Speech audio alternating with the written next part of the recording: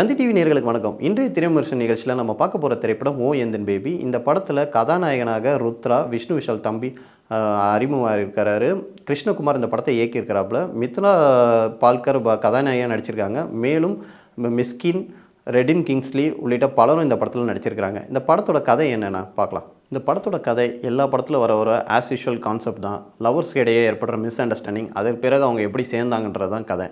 ஆனால் இது சொன்ன விதம் தான் புதுமையாக இருந்திருக்கு. கிருஷ்ணகுமார் ஒரு ப்ளசண்ட் லவ் ட்ராமாவை இந்த படத்து மூலமாக அவர் ரெப்ரசன்ட் பண்ணியிருக்காருன்னே சொல்லலாம். அந்தளவுக்கு ஒரு நீட்டாகவே கதை இருந்துச்சு. முதல்ல ருத்ராவோட ஆக்டிங். விஷ்ணு விஷாலோட பெரியப்பா பையன் தான் ருத்ரா. இந்த படத்தில் கதாநாயகனாக அறிமுகம் வராரு.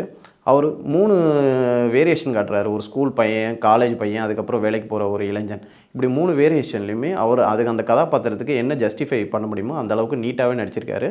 சில எமோஷ்னல் சீன்ஸ்லேயும் நல்லாவே அவர் போர்ட்ரே பண்ணியிருக்காரு. படத்தோட இன்னொரு ப்ளஸ் என்னென்னா இயக்குனர் மிஷ்கின் ஒரு கேமியோ ரோலில் இந்த படத்தில் வராரு.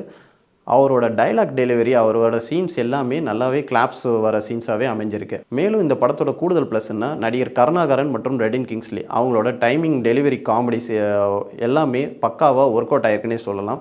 ஒவ்வொரு இடத்துலையும் அவங்க கொடுக்குற பஞ்ச் எல்லாத்துக்குமே கிளாப்ஸ் வருது. படத்தோட இன்னொரு ப்ளஸ் என்னென்னா சாங்ஸ். லவ் மூவி என்னன்னால அதுக்கான ஒரு ப்ளசன்ட் சாங்ஸ், சில இடங்களில் பெப்பியான டியூன்ஸ் எல்லாமே ஜென் மார்ட்டின் அழகாகவே இசையமைச்சு கொடுத்துருக்காருன்னே சொல்லலாம். படத்தோட மைனஸ் என்னென்னா ஃபஸ்ட்டாக ஃபுல்லாக நல்லா விறுவிறுப்பாக நகர்ந்தாலும் இன்ட்ரோலுக்கு முன்னாடி கொஞ்சம் இடத்துல படம் லைட்டாக ட்ராப் ஆகிற மாதிரி ஒரு ஃபீலாக இருக்குது. அதுக்கு பிறகு செகண்ட் ஹாஃபில் கொஞ்சம் திருப்பி ஸ்டார்ட் எடுக்கிற டைம் எடுக்குது. ஆனால் ஓவராலாக இந்த படம் நல்ல ஒரு ஃபீல் குட் மூவியாகவே இருக்குது.